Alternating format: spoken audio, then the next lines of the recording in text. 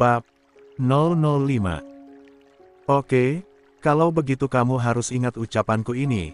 Selama menjadi istriku aku tidak ingin kamu berhubungan dengan pria manapun termasuk sekretaris baru itu. Loh, kok jadi atur-atur? Aku saja tidak pernah melarang Tuan untuk berhubungan dengan wanita manapun. Terserah, mau variasi juga terserah. Rendra lagi-lagi tercengang. Rendra masih tercengang dengan jawaban sang sekretaris. Variasi? Apa maksudnya? Berhubungan dengan banyak wanita begitu? Astaga!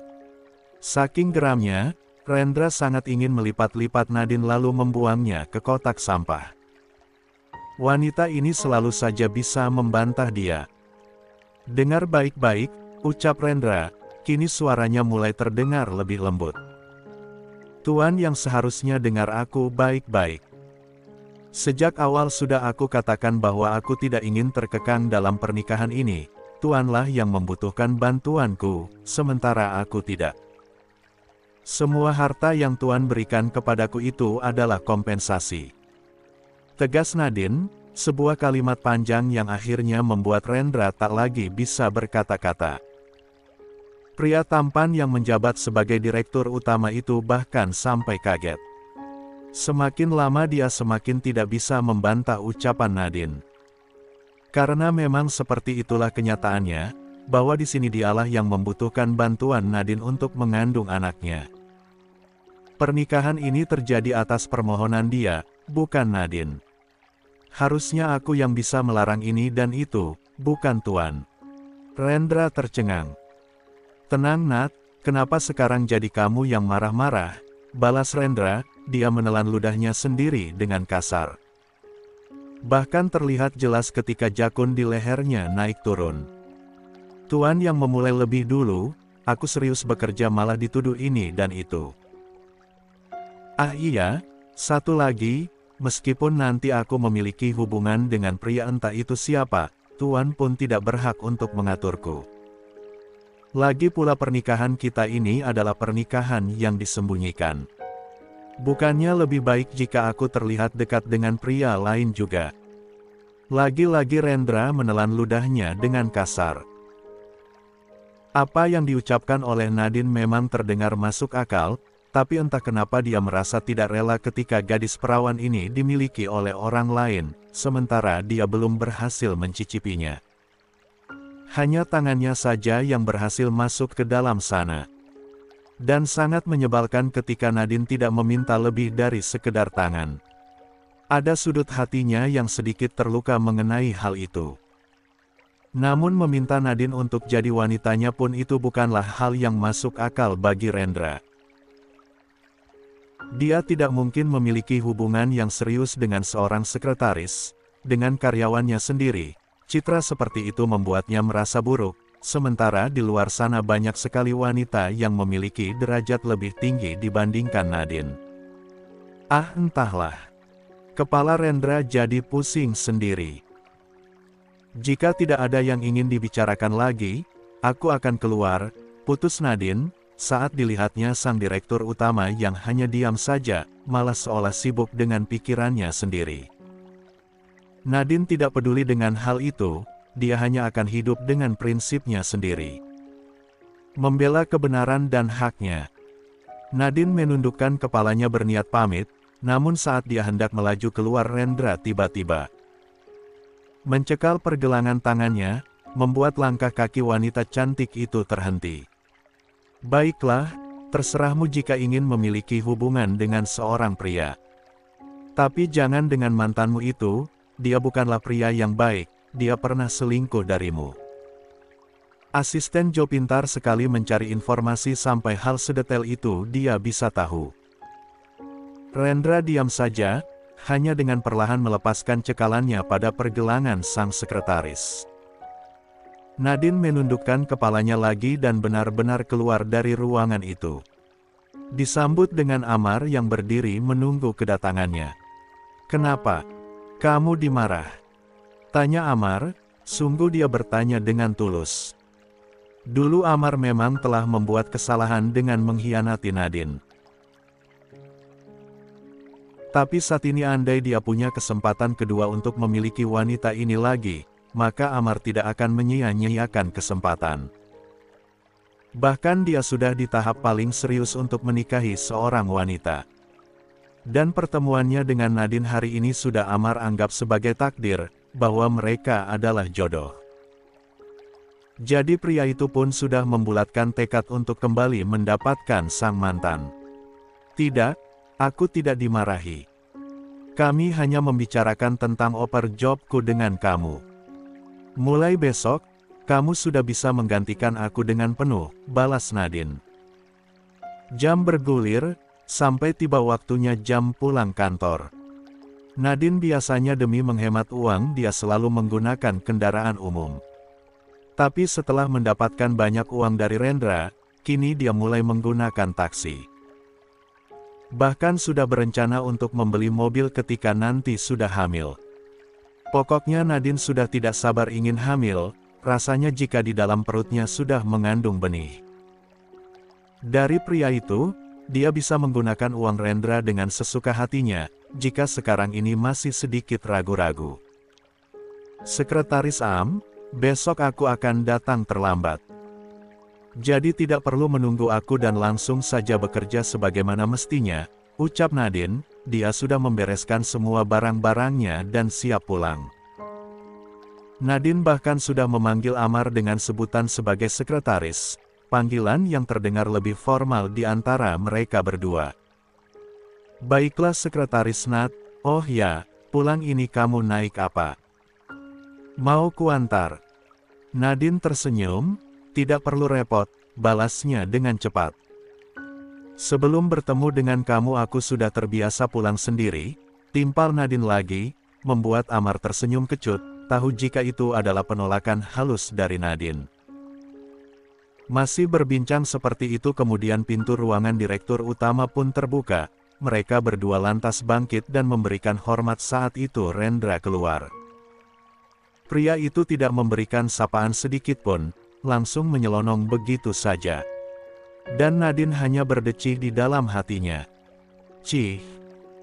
Tentang perdebatan mereka tadi harusnya Nadine lah yang marah, tapi kenapa kini tuannya itu yang bersikap seolah dia yang marah. Bodoh amat. Batin Nadine kesal. Pulang ke rumah, Nadine disambut dengan sepi, karena sang mama saat ini sedang pergi ke Singapura untuk menikmati masa liburannya selama 1 minggu. Sebelum pulang tadi Nadine juga sudah membeli banyak makanan untuk dia sendiri. Memegang banyak uang di tangannya membuat Nadine tidak merasa cemas untuk membeli ini dan itu.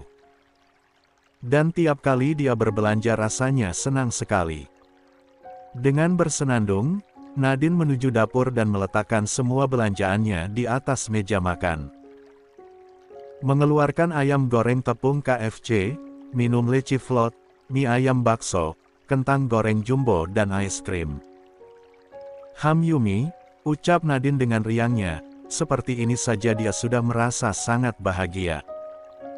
Nadine mulai makan dulu sebelum mandi adalah prinsipnya.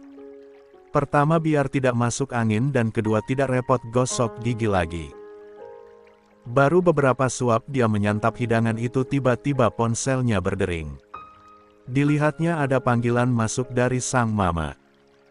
Tanpa pikir panjang Nadine pun langsung menjawab mamanya itu pasti ingin menceritakan pengalamannya malam ini di Singapura. Halo Ma. Ya ampun Nat. Kamu tahu siapa yang mama lihat sekarang?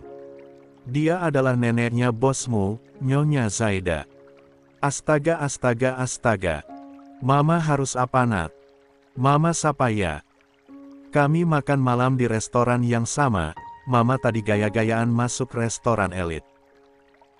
Dan mendengar ucapan mamanya itu seketika Nadine mendelik, dia bahkan nyaris tersedak makanannya sendiri. Jangan. Stop. Jangan disapa. Pura-pura tidak tahu. Beliau juga tidak akan paham dengan mama. Haduh Nat, jangan begitu, bagaimanapun nanti kamu akan mengandung cicitnya. Mama akan menyapa dia. Jangan. Tut. Panggilan itu diputus secara sepihak oleh Mama Mulia, membuat Nadine seketika kehilangan kewarasannya. ARGHT. Mama.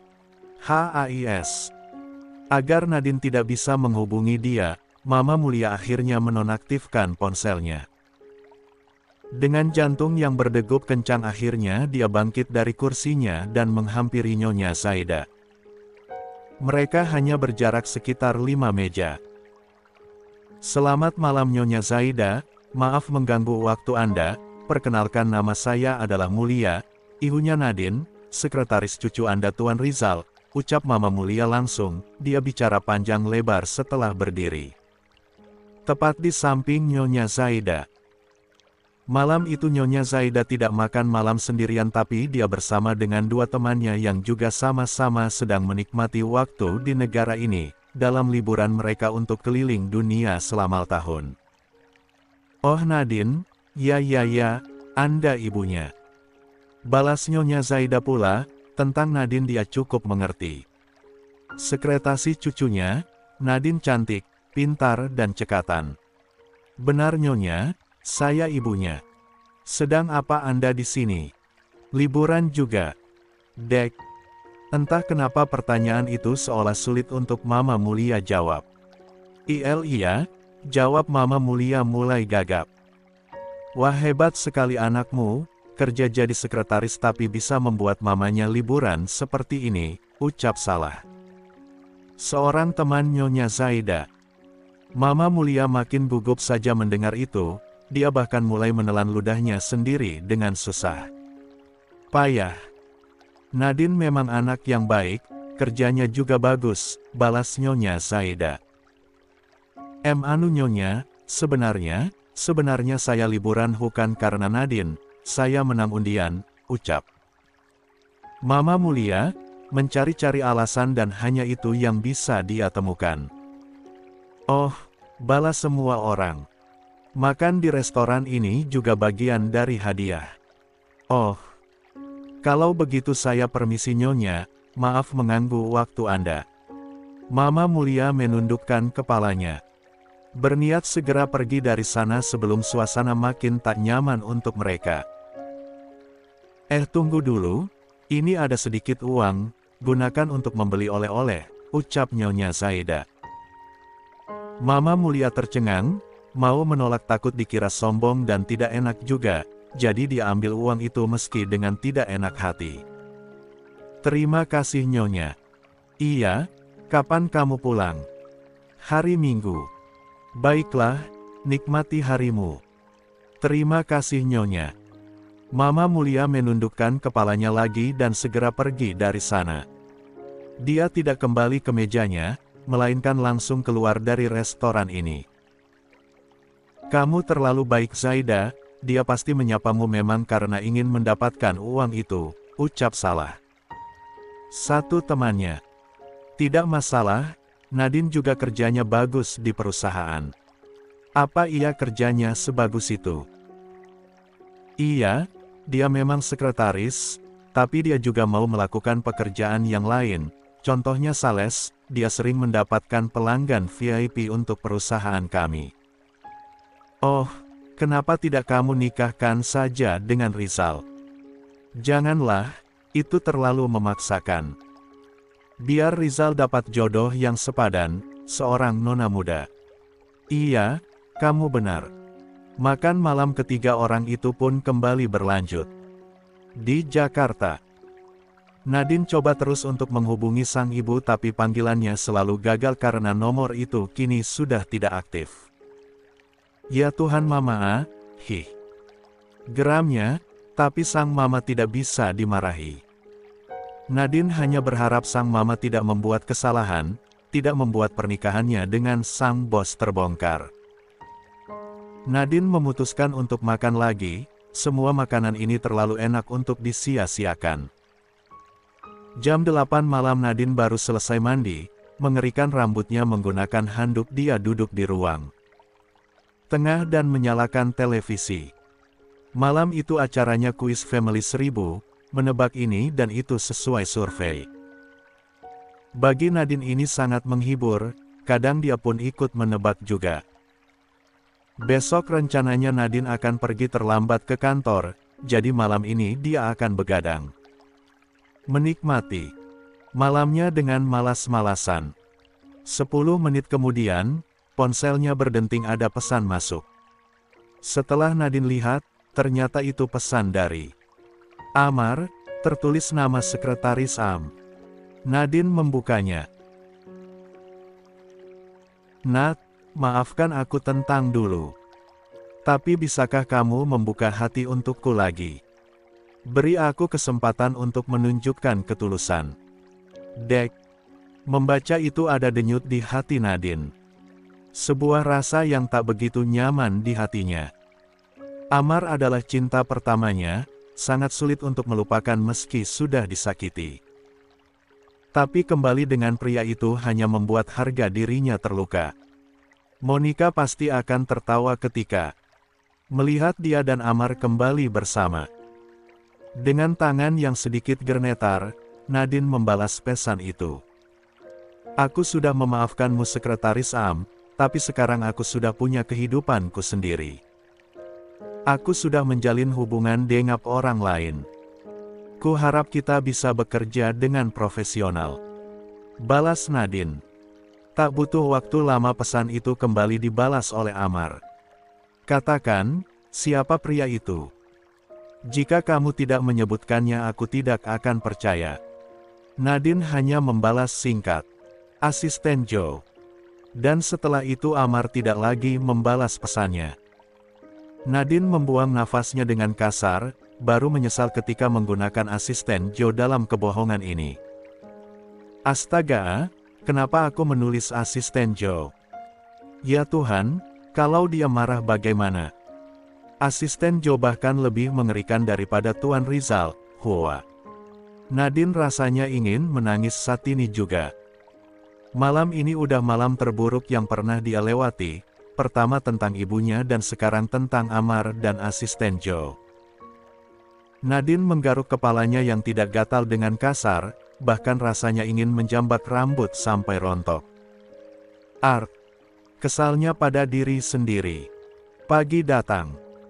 Niatnya Nadine mau berangkat siang, tapi ternyata dia malah berangkat pagi-pagi sekali. Dia harus bertemu dengan asisten Joe dan membicarakan ini baik-baik. Untunglah asisten Joe datang lebih dulu sebelum sekretaris Amar. "Asisten Joe." Panggil Nadine dengan antusias, dia telah menunggu di depan pintu lift. Joe cukup terkejut, kedua matanya nampak melebar. "Sekretaris Nat, katanya mau berangkat siang. Darurat. Apa? Baca ini."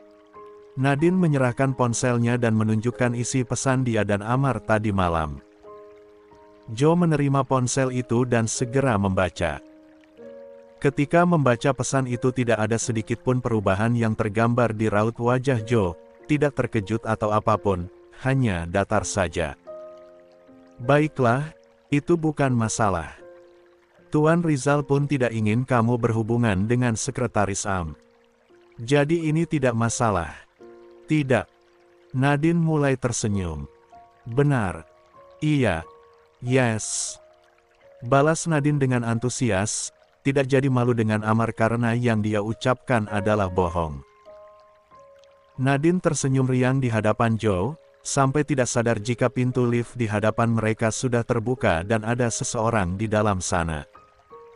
Dan dia adalah Amar. Pria itu menatap nanar dengan apa yang dilihatnya. Saat Amar keluar, barulah Nadine dan Joe menyapa. "Asisten Joe, pagi ini sekretaris Amar mulai bekerja. Aku pulang lagi ya. Hari ini libur saja." "Baiklah sekretaris Nat," balas Joe, dia bicara dengan tatapan dingin, namun bagi Amar terdengar penuh perhatian. Pupus sudah harapan pria itu. Nadine pulang lagi. Siang datang. Rizal datang ke kantor dan tidak melihat Nadine duduk di meja sekretaris.